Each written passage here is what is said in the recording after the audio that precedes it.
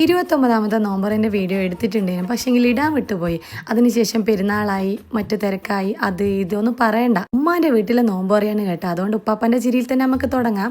ഉമ്മാൻ്റെ സ്പെഷ്യലായിട്ടുള്ള ട്രഡീഷണൽ ആയിട്ടുള്ള ഐറ്റംസ് ആണ് ഇതിലുള്ളത്. ഉമ്മ പറയുന്നുണ്ട്, എനിക്ക് നിങ്ങൾ ഇപ്പോൾ ഉണ്ടാക്കുന്ന അതും ഇതൊന്നും എനിക്ക് ഉണ്ടാക്കുന്നതാണോടെ, നമ്മളെ പണ്ടത്തെ കായ് നിറച്ചത്, പിന്നെ മുട്ടപ്പത്തില്, അതേ മസാല കൊണ്ട് തന്നെ ഉണ്ടാക്കിയ ഇറച്ചിപ്പത്തില്, പിന്നെ നമ്മളെ മുട്ട പൊരിച്ചത്. കണ്ട, ഇത് കിട്ടുന്ന സുഖം വേറെ ഒന്നിനും കിട്ടൂല. പിന്നെ ഫ്രൂട്ട്സ്, ഈത്തപ്പഴം, വെള്ളം, അങ്ങനെ വേണ്ട എല്ലാ സാധനങ്ങളും ഉണ്ട്. നെക്സ്റ്റ് ഐറ്റം നമ്മളെ മുത്തായത്തിൻ്റെതാണ്. ഇതാണ് സ്പെഷ്യൽ ആയിട്ടുള്ള കോഴിപ്പിടി. നിങ്ങൾ ആരും കഴിച്ചിട്ടുണ്ടോ?